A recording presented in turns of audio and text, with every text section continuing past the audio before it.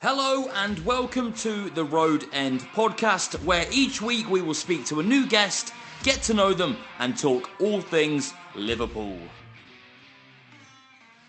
Hi everyone, welcome to the Road End podcast. I'm pleased to say today I'm joined by the Voice of Anfield, George Sephton. George can be heard in and around Anfield on a match day, and he's been a stadium announcer for what surprised me for 51 years. Thanks for joining, George. How are you? I'm great, thank you for just enjoying the break straight away. I think I'm the only person who's is enjoying the break from Premier League football. I'm just trying to catch up with all the other things I normally never get around to doing. And with the list is getting longer. My wife, gives me jobs to do, and here we go. And obviously Christmas is coming on, so at least I've got a bit of time to myself till the 30th of this month, which is nice. Let's begin with how the role came about, George. So, what made you apply for the role of stadium announcer / DJ in the first place? My wife and I were at a game in April 1971, midweek game. She used to come to the midweeks with me because she worked on the Saturday. She had her own little hairdressing business in Liverpool. And the guy on the PA made a bloomer, and he was prone to making the odd gaff. And I made some sarcastic remark. And my wife said, "It's all right for you standing down here, but you couldn't do it any better." And I took up the challenge, went home, wrote to Peter Robinson, who was the boss in those days, and apparently they just decided to dispense with this guy for the new season. My letter landed on his desk, and next thing I know, I'm in his office. First time I've ever been inside Anfield, as opposed to standing on the Kop. And they decided to give me a trial, starting in the August of 71, and they haven't got rid of me yet. I'm shocked that it's been 51 years. I can't believe that. When I was don't you worry about it.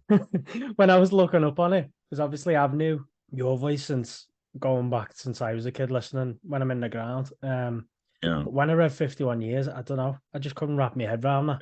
No, it gets more ridiculous the more often you say it. Truthfully, because I was glad to get to the end of the first season. And I remember coming home and one of my family saying, "You there next season?" I said, "Well, I don't know. I hope so. Hopefully I'll find out." I just turn up, and that's what happened ever since. Just turn up, and I'm still going strong.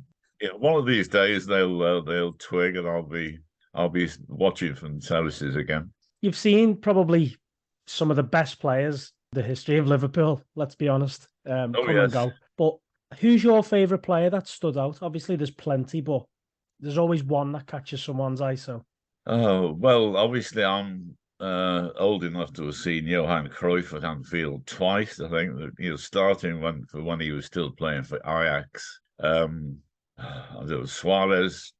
I love watching Luis Suarez. I wish we'd managed to keep him at Anfield, but obviously we didn't. He's still a natural goal scorer. He's 30. Was he 35 now? But then I think looking back, I always say I've managed to see all the great players one way or the other. I was old enough to be at the World Cup in '66, so I saw Pele and Eusebio play. The only guy I've never actually seen play in the flesh who I'd like to is Maradona, although I didn't actually physically bump into Maradona. He came to visit Anfield when he was running the Argentina team, and I was in main stand reception after the game, and he came out. He was he was talking to Fernando Torres. And I thought, I must get a picture. And I held my camera above the crowd, took a picture of the two of them. And one of the bodyguards turned round, furious that somebody was taking pictures of the great man. Luckily for me, the guy in front of me had just held his camera up at the same time. And this fella, got all the earache, and I was standing there, sort of pretending to be somewhere else. And wasn't he was. But it's been great. Although I do say that of all the players I've ever seen, the one I wouldn't swap anybody for is Kenny Dalglish. People say, who's your favourite player who's come to Anfield? And I say Kenny. yeah, no, of the whole lot, I said still Kenny. I wouldn't have swapped him for anybody. But it's fantastic when you see when the Champions League is in full flight and you've got these. Of course, it's great when these fantastic teams turn up and we give them a good hiding. Yeah, that's the best thing of all. so every so often, the opposition tends to have players that we struggle to pronounce as a fan, and obviously yourself as the stadium announcer. So let's say the Napoli lad as an example. I still don't know how to say his name, and he was an unbelievable player. Let's put it that way. What goes through your head when you have to do them subs? I must admit, I had a run in the other week. I had a big moan. That guy, the fellow from Georgia who's playing for Napoli, who was supposed to be buying, I didn't get a team sheet that night. It's been an ongoing problem this year that for some reason the printer up in Match Control has been disconnected from the internet. So people have been sending me photos of team sheets. And sometimes somebody will physically go down to the press office and come back with one. That night, nobody did. And of course, the first time I saw this guy's name was when he was being substituted. I got so much stick on Twitter. I was furious. But because, I'm proud of the fact that I can cope with all these names, because when I was at school, I did Spanish and Russian, right? Once you've done that, you can cope with most things. Obviously, you can read, I can pronounce this. If you can do the Spanish, you can cope with the Italian. If you can read the Russian, you can cope with most of the East European stuff. And I've touched wood, I've got by. Apart from Greeks, Greeks throw me still to this day. That you get, they've all got names with 8 syllables in. You just do your best. But that night, I was fuming. Apart from anything else, the same night, the laptop that playing the pre-match music died halfway through LA just before the game. And somebody in the local press said, George accidentally turned it off. I didn't do anything. It went on its own. It's not even my laptop. So that was a night to remember and no mistake. But I'm still shouting at people about that. I'm saying, look, when we go back on the 30th of December, I want everything fixed. Yeah. Or, I'm not going to be responsible for my action. It's because I'm the one at the sharp end. I'm the one that gets the earache and people taking the mickey out of me online. So I said it's no problem. It's not rocket science what they need to do. The system. You can imagine the size of the in-house network at Anfield. So it's I think another printer back into the network would be no hassle. But there you go. So over the years, the stadium has changed too, both physically and also, I'd say, the atmosphere. How do you find the modern match day compared to, let's say, the 70s, 80s? What I say is the atmosphere at Anfield is as good as it ever was. It's just that the atmosphere suddenly ramps up in the last quarter of an hour before kickoff. Going back to the 70s, the atmosphere built up from about midday for a 3 o'clock kickoff. Because everybody had to get in there. If you were standing on the cop, you had to get there early, queue up and get in and get your spec. I know I did it in the 60s. Nowadays, of course, people are coming to Anfield, they've got a piece of paper in their pocket, or nowadays a code on their phone. And that says you're going to get in. You don't have to worry about getting in. And this is where you're sitting. You don't have to worry about finding a spec. So people are coming later, and even people who are coming earlier are going to all these bars and food outlets and goodness knows what around the place. So they've no need to, especially this time of year. If we had a match tonight, people would be thinking, "Oh, I'm not going out in the cold just yet. I'll just hang around, have another pint and a burger, and then I'll go out just before walk alone."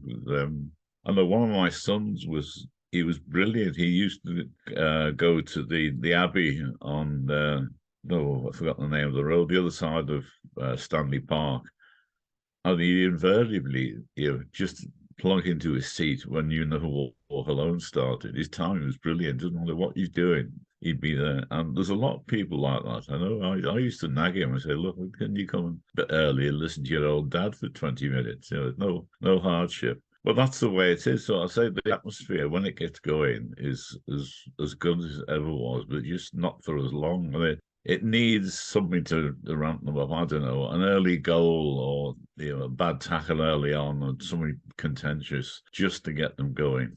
Is what it needs. And once it does get going, it's fantastic. What would you say was the best atmosphere you've seen at Anfield? Probably Chelsea in 2005. I know that night, it was all to play for. Well, it was 0-0, wasn't it, away at Chelsea, and then basically we just had to beat them. And that night, I deliberately had the faders at full belt, so the row was horrendous, and the crowd got in early. They were all up for it. Apart from anything else, it was Chelsea, and they didn't want to see Jose Mourinho winning anything. And from the word go, the atmosphere was absolutely amazing. And somewhere on YouTube, if you search for the best ever rendition of "You Never Walk Alone," at the end of that game, first of all, you might remember there was 6 minutes added time. It felt like forever. And you can see it's. I remember seeing the board go up, and I was screwing my eyes up. I thought, am I going crazy, or did he just say 6 minutes? But it did. And then the cameras are focusing on the dugout, and you can see Rafa looking at his coach. Did he just say 6 minutes? And 20 yards down, there's the blessed Jose Mourinho. 6 minutes, and he's shouting at his players, we've got 6 minutes. All they needed was one, jammy goal, and they would have been through. And at the end of all that, I banged on "You Never Walk Alone." The crowd took it up. And at the end of "You Never Walk Alone," I gave this little speech. I was really pumped up by then. I said, I've been coming here for, 50 years or whatever it was then. And I said, I've never known an atmosphere like tonight. And that was true. Barcelona was a great night, but the atmosphere was different. It was celebratory then, rather than just you're getting behind the team. It's and supporting them through the game. Yeah, I think if I remember back to that night, I was in the Upper Annie Road. Even now, I don't think I've heard it as loud, but I can't remember the ground rocking as much as it did that night. It was bouncing. Yeah, absolutely. I mean, I think it was a Barcelona game. I remember I said to somebody, I genuinely thought for a few minutes that my room was going to come off the top of the tower where I sit and land on the cop. I've never known it like that. I really haven't. I mean, sometimes you get people banging their feet on the floor in the seats behind match control room, and that makes a row and vibrates the place. But that night, the building was shaking. It really was. It was fantastic. And it was quite worrying for me. I was actually in an earthquake once in Chester, of all places. That night I was working for the Bank of Scotland. They had a tall office block. I remember that night, was sort of tea time issue. We were just about to go home and the building was shaking. But the night I'm talking about, where my room was vibrating, I really thought it was going to come crashing down. It didn't, of course, but it couldn't. I'm sure it couldn't be. Just thinking for 5 minutes, whoops, we're in trouble here. It's definitely the best rendition of "You Never Walk Alone" I've ever heard as well, Chelsea. Yeah. I think obviously you popping that on at the end, there was just so much animosity between Liverpool and Chelsea at that time. Oh, and yes. I think we let's be honest, the squad that we had then compared to the squad we had against Barcelona, they were totally different. Liverpool's squad against Chelsea in 2005 was, let's say, average with a couple of world-class players about. Yeah. Against Barcelona, we had the players, maybe not that night in terms of suspensions, injuries and stuff, but there was more of a we can do this vibe that night, where the Chelsea one was just all about getting behind the team and making it horrible, wasn't it? Yes, that's right. It was a completely different mindset. I mean, the Barcelona game, I said you couldn't have written a script for that. We turned up, we're 3-0 down to the best team in the world, allegedly. Our 2-star players are crocked. they got no chance. So I think a lot of people, obviously, people had already got their tickets, and I'm sure a lot of people just turned up thinking, well, um, I can tell the grandkids I saw Messi play and that's all of this. And then, because we get an early goal, and people are thinking, no, surely not. And it gets to half time, you think, well, 1-0, we're winning. That's as good as he's going to get. And of course, then Genie Wijnaldum pops up, and next thing, we're level. And then the famous corner that scored, we scored the fourth goal. And to this day, I can, I close my eyes now, I can see the thing going up and see the ball boy. It's a Trent. Trent walks away and turns around, bang, and the ball's in the back of the net. And I didn't announce the goal simply because I thought the ref was going to say, take it again. Nobody was ready. Same. But the referee's running off to the middle of blowing for a goal. Thank you very much. And you think this is just crazy, absolutely crazy. But I know, I say I put You Never Walk Alone on at the end, and then the squad all line up. They've never done that before. I mean, everybody was there. The trainer. I'm sure there were people in that line who really shouldn't have been on the pitch, but the whole thing was just fantastic. It's is this one of those nights you think, thank God I was there. Whatever else happens to me in my life, I was there that night, and I can't imagine a better night at Anfield. Although I've been proved wrong before. I remember saying that. It's 1965 after we beat Milan in the European Cup. 1977 we beat Saint Etienne. Nothing will ever get better than this. Then you got Chelsea, and then you got Barcelona. So if there's better night coming along, I hope I'm I know that you play a lot of music from local bands, which I think not only the locals but the city and the bands themselves appreciate that, because I think it's a really good thing to do. Gets them out there, gets them the exposure that they do deserve. And, a platform like Anfield in front of, let's say, 53,000 now, what could be better than that? How long have you done that for? And do you get these requests from the bands themselves, or? Yeah, I mean, it's turned into a tradition now. And it was something I was really pleased to do, because I know what, how the business works. And people don't suddenly appear from nowhere and get a chart-topping track without working the way up through it. And I was telling somebody last night the same story. When I was 12, that sort of age, at school, the rule at our place was that if it was raining at lunchtime and you couldn't go out in the schoolyard, you got a book and you went and sat in the hall, the big hall. My mate and I were little rebels. What we used to do when it was raining, we wouldn't sit in the big hall with a book. We'd slope off down to the basement and look in one of the science lecture rooms. And quite often there were these two older boys practicing guitars. They brought the guitars in and they'd be practicing guitar. One was called George Harrison and the other was called Paul McCartney. So that taught me a vital lesson. They were schoolboys like me, and they worked their way up. They did the clubs, they did Hamburg, they played in the usual pubs, clubs, and whatever around Liverpool. And look what happened to them. And there's over the years, this city has had different eras of talent. We had the 60s, we obviously had the Beatles and the Searchers and people like that. And then you get into the 70s, the punk era. And then you go through the Frankie Goes to Hollywood, Lightning Seeds, Zootons. And so it's got every decade seems to have a collection of talented artists, and this is no different. If you go around all the little bars and clubs in Liverpool, the talent on show is amazing, and it's to be encouraged, really. If I can help, I know along the way people have said the same thing, that it's just the psychological effect of hearing your music being played to 50-odd thousand people. It gives you a great boost. I know more than once I've had stories from people that said it was a record producer sitting in the crowd.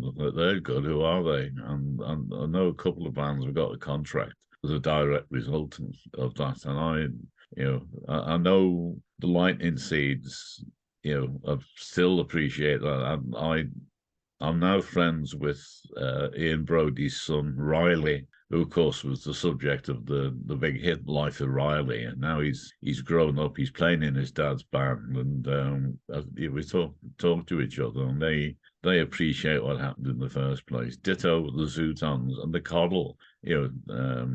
I had all their demos when they started out, and it's fantastic to see what all these years later they're still a big name, and they've actually evolved and got better and better as the years have gone on, in my humble opinion. But it's just, it gives you such a buzz to get just a small hand in that.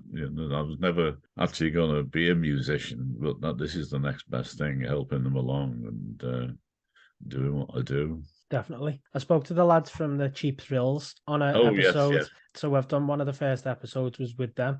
Yeah.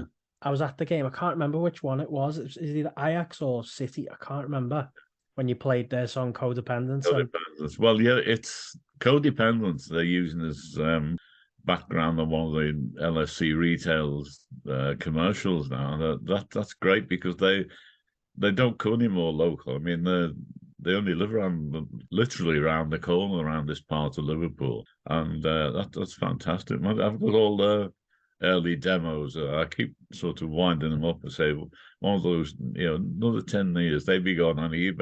That'd be my pension if you just keep going. I wish I'd had some Beatles demos from going back all those years, but there you go. Just keep that coming because, like you've said, people have got contracts out of it, but also the appreciation from the lads. Yeah. I should say the quality makes it very easy for me to play. So, I mean, you're playing the tracks, you think that's as good as anything you're going to hear. And this deserves, exposure. And it should be out there. We should be talking. Well, we haven't got Top of the Pops anymore, but, things like, Jules Holland, I listen to religiously. And, he's brilliant at getting together artists you've probably not heard much about, and I think some of these guys, I think, why aren't you on the TV and MTV and all the rest of it? Because you're really so good. And I say the quality of the stuff I've got is heartbreaking trying to squeeze it all in sometimes. You've got a book out, The Voice of Anfield. Tell us a little bit about the book. Yeah, 3 years ago now, I got a phone call from Peter Hooton of The Farm. And he said, "Are you busy tomorrow afternoon?" I said, "No." He thought, there's somebody I want you to meet.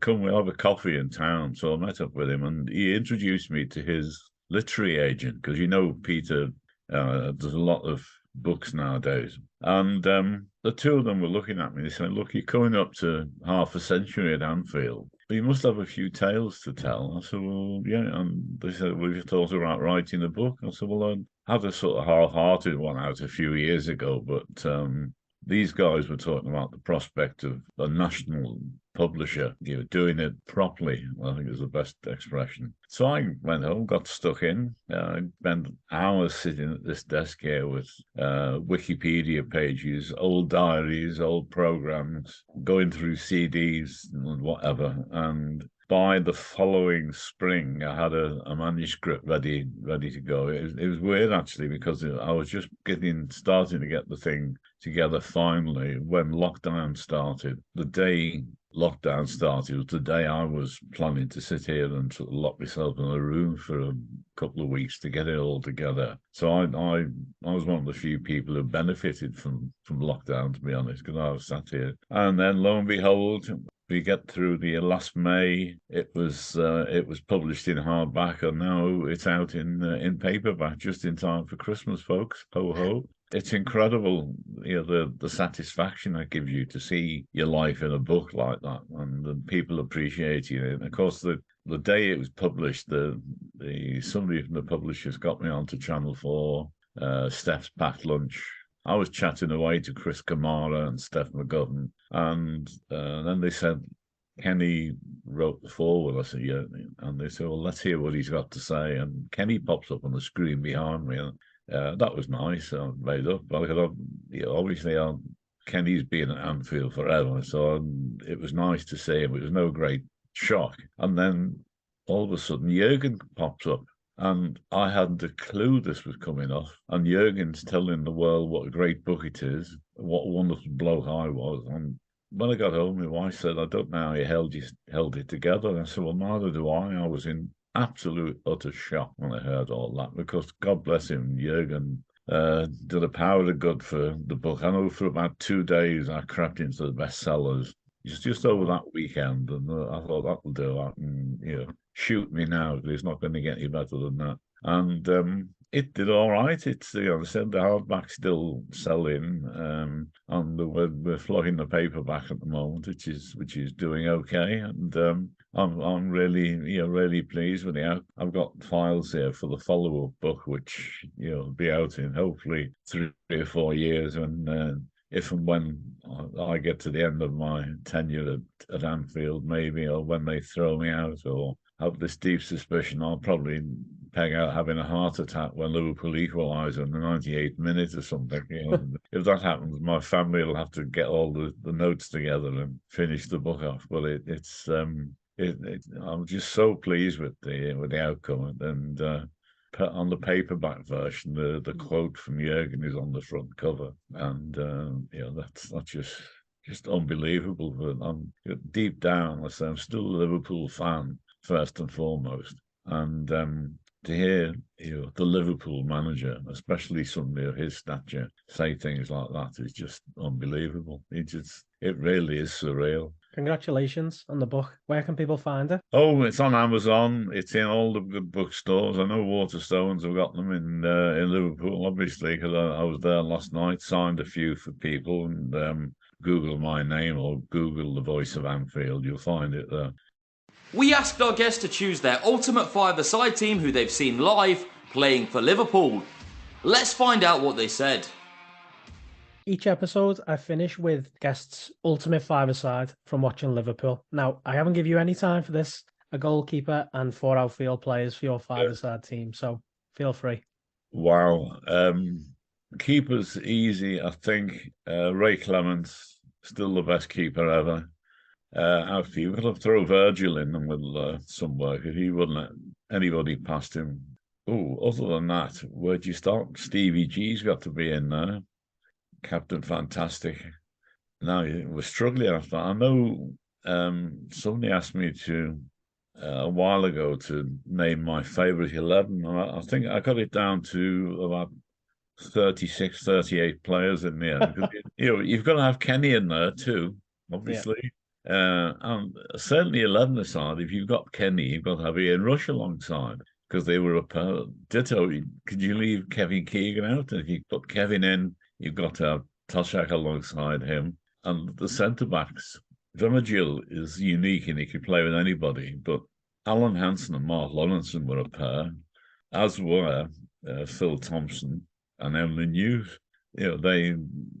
I'll probably put Emlyn in out of all that lot. Where are we up to now? That's Ray Clements, Kenny, Stevie, Virgil, and number 5. He's got to be another all-rounder, really, having a midfield dynamo type. But yeah, so Kenny, Ray Clements, Kenny, Stevie G, Virgil van Dijk, and Emlyn Hughes.